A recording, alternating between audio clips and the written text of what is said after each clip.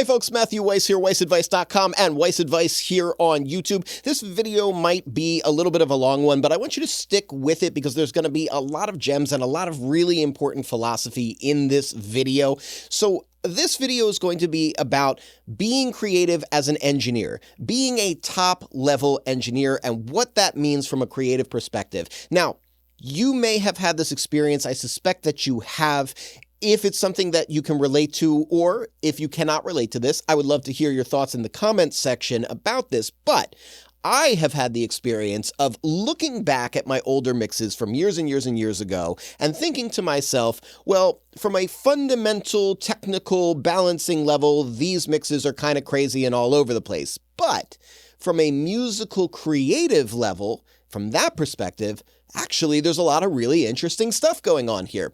In fact, some of my oldest mixes are actually better than some of the mixes I was doing in the middle of my career because the creativity just overshadowed the fact that there were so many imperfections in terms of my technique and my approach to balancing.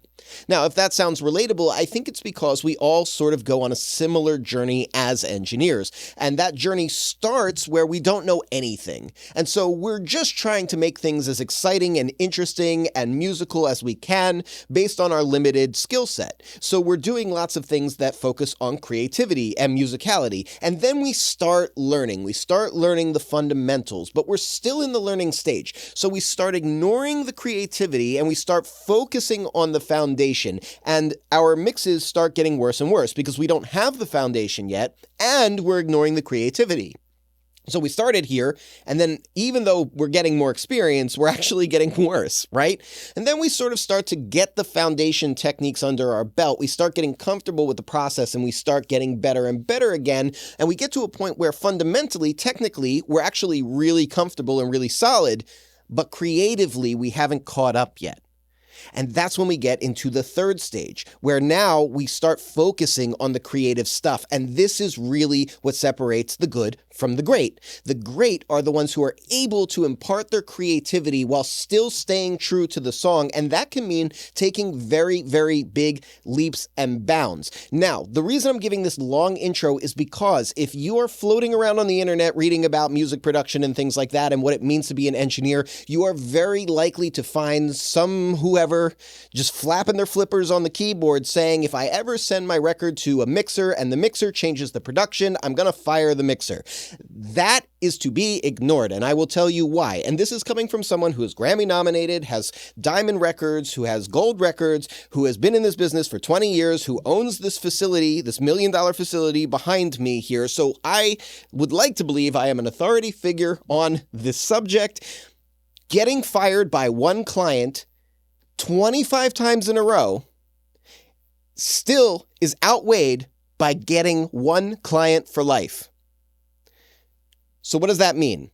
For every client that says, hey, if you change my production, I'm going to fire you, there is going to be another client who says, no, you're doing something that no other engineer can do, right? It's your creativity that I'm interested in, because any engineer can get a decent balance of a mix. Anyone. But not any engineer can do what you choose to do creatively. In fact, there's only one engineer who can do that, and they have to go to you for your creativity. So yes, change the production, but do it in good taste. That is the big disclaimer. Don't change things for the sake of changing things. Change things to make them good. Okay, all of that to finally jump into an example here. Shout out to UJam for sponsoring this video because this is a really, really exciting and fun one. They have an amazing plugin called VoxCraft. They gave it to me to try out, and it's awesome. So I'm going to play this without VoxCraft on here. Here's the vocal tracked in with just a little bit of EQ and reverb and nothing else, okay? Cameras on me, it's a day in the life. Glamour on me, got a neck full of ice. Can't get this out without paying the price. Straight to the top, I ain't afraid of the ice. Fresh out the womb, I was made for the lights. Yeah, I'm the truth, no, I ain't gonna lie. It took some time, ain't happened overnight. Maybe I'm wrong, but now the time is right. Maybe I'm wrong, but now the time is perfect. I was for thinking, now I'm for certain. 2 jobs put in double overtime. Sometimes still wasn't working. Some thousands stuck in debt. Turned it too determined. Couldn't even afford to buy a purse. Then I turned into a different person. I got in my bag, I got inside my Birkin. All I ever had was pennies, I was hurting. Now I got it back at I twerking. Fucking at the section, someone passed the bourbon. Okay, I know that was a little bit long on the playback, but I had to do that to illustrate a point. The point being is that when we're engineering a record, our job is to make sure that the end listener falls in love with the record. And right now, it is undeniable that this record is not that exciting. It's not that the artist doesn't have great delivery and great lyricism and interesting rhythm and personality. No, the artist has all that. And it's not that the beat isn't changing.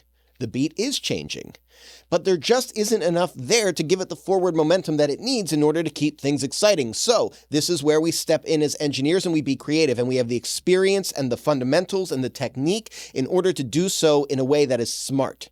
We're going to be willing to take risks. We're going to be willing to do things in good taste. So now I'm going to bring the effects on.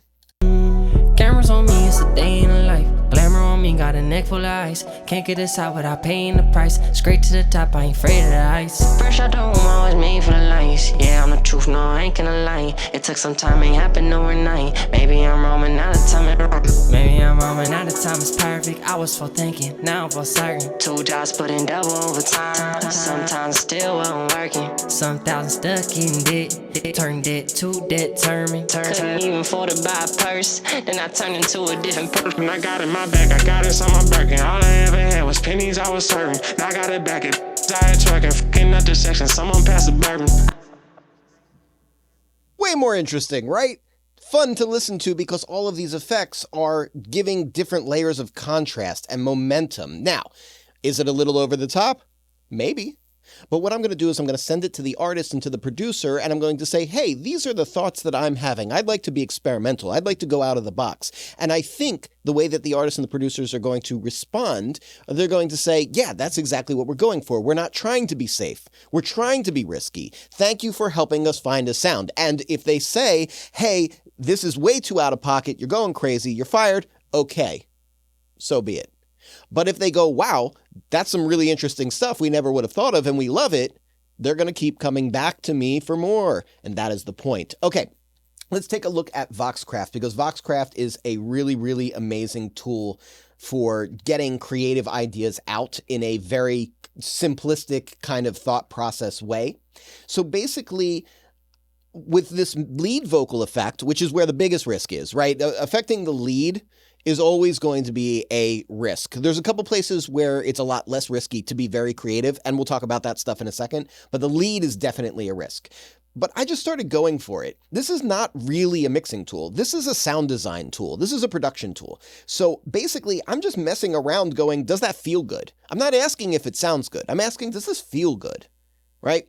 So when I start messing around with like this radio effect and going, oh, that's a nice kind of contrast, and then I add in this extra layer of pitch correction to it, and it creates this like extra bit of sort of robot-y kind of tone, and then this like very printed modular chorusy sounding reverb thing happening, and these granular delays and stuff, and just put it all together, and I'm feeling it out. There's no rhyme or reason or science behind it. I'm messing around and seeing what happens. And if I get something that sounds cool and feels good, then I go, okay, hey, it feels good. That's the barometer. And that's the fun of sound design and being creative, is that it's not something where it's like measuring a kick drum against a bass, where you can go, okay, I can hear the bass and the kick separately and clearly. They don't occupy the same space. I can push my levels up louder and all that kind of stuff. No, it's not scientific at all. And that's what makes it where the way you hear it and what you want to hear becomes unique to you, right? So uniquely to me, I like this effect. So I'm going for it. All right. Then we have these sort of backgroundy kind of effects, not exactly backgroundy, but effects that are either filling effects like delay throw kind of things, or fills and transition effects. And those are places where pretty much every mix I do, I go looking for the opportunity to be creative. I don't go looking for the opportunity to deviate so much with lead vocals most of the time. Sometimes I think it helps. In this record, I think it helps. But in delay throws and transition effects, I'm always looking to be weird. I'm always looking to be creative. What can I do that's a little bit different? So what I've done here is I've created all of these effects right here where it's VoxCraft with different settings, and all I've been doing is just pulling my lead vocal down onto different tracks. So I have this quick chop one right here, and all that really centers around, like, yeah, it's got a little bit of saturation, some delay, some reverb, but nothing crazy, and it's really centering around this chop effect, this gated chop, and it's a quick one, right? It's a 16th note. And then I've got a slightly slower one right on the channel below it here, where it's an 8th note chop, and there's a little bit of filtering, and so they're all a little different, but it's mainly revolving around those chop effects. So this weird effect here, I call it Shine Bright. It's actually very similar to an effect that I used to do with a harmonizer, but you can do it right here in VoxCraft, where I'm pushing the pitch and the formant all the way up. I've got chorusing going on. I've got the heavy tune again, and then I'm using this ping-ponging delay plus the chop plus reverb. So it's kind of like creating, in my mind, like glitter of vocals, like sparkly vocals that are just kind of like launching into the air like confetti. And then I've got one other effect where the artist did something kind of neat. I'll play the line here. Be clear, now spitting gas on Sinclair. Now spitting gas on Exxon. No love off the muscle, so I had to. So this like breathing, as it's like he decided to make breathing a lyric, which I think is really, really cool.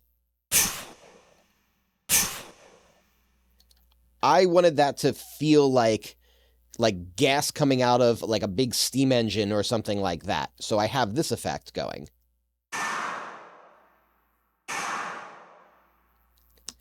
And I call it Big Breath. And that's being done with a very crunchy low-pass filter, a little bit of saturation, some delays, and of course a lot of reverb, plus some pitch shifting. So there's a whole bunch of stuff going on here. Then I've got automation on my weird vocal guy to create transitions. So let me show you what happens here. Pull up VoxCraft and get to the transition point. Watch what happens with the formant and the chop. Maybe I'm roaming out of time.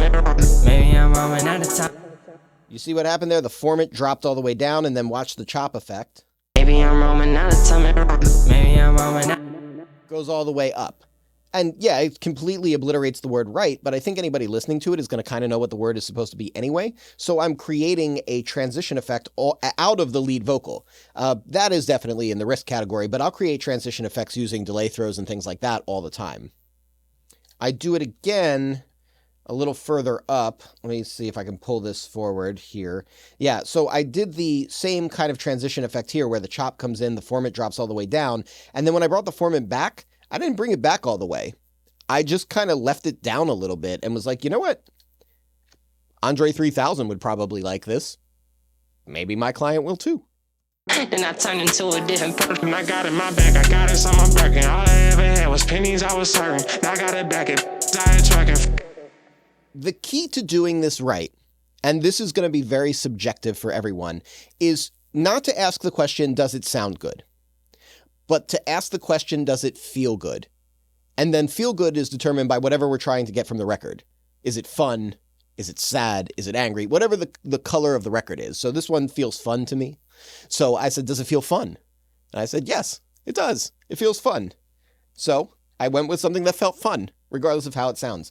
Now, there's one other place here where I am using VoxCraft that I really, really like. So when I design delays, I really like to go to town with interesting effects as part of the delay. So if I were to pull in H delay, which is what I used for the tracking, it's good. H delay is good. No disrespect or shade to Waves here. It's a great plugin. It sounds like this.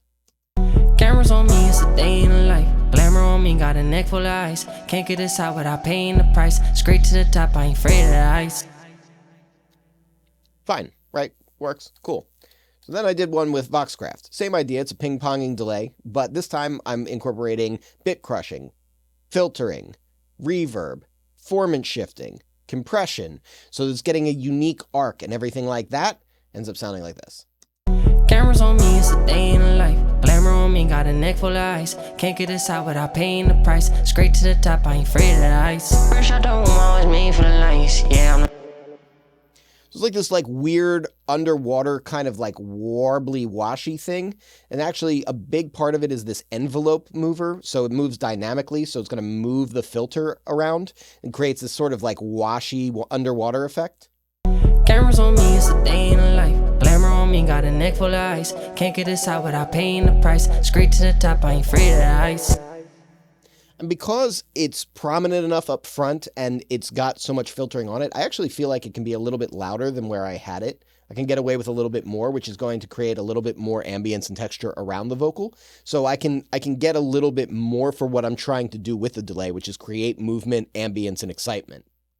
Cameras on me, it's a day in the life. Glamour on me, got a neck full of ice. Can't get this out without paying the price. Straight to the top, I ain't afraid of the ice. Fresh out the room, I was made for the lights. Yeah, I'm the truth, no, I ain't gonna lie. It took some time, ain't happened.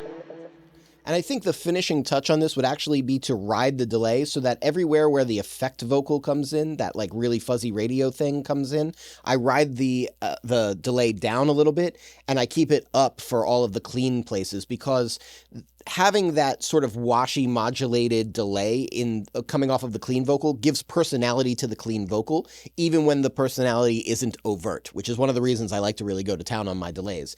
So the idea here is that what's going to separate the good from the great, the people who have longevity in this career versus the people who are just playing paint by numbers, is being willing to take the risks. So I'm really glad that UJAM sent me this to experiment with and play with, because this is something that I've actually wanted to talk about for a very, very long time. It's always annoyed me when people who really don't have much to speak of in their own reputations hop onto forums and stuff like that and say, oh, well, your job as the engineer is not to change anything. And it's like, but are you really coming from a place of authority when you say that? Because I very strongly disagree. And, you know, I'm filming this from my $1 million studio with my diamond plaque on the wall and, you know, my Grammy nominations and things like that. And so I feel like I have at least some say in career longevity here.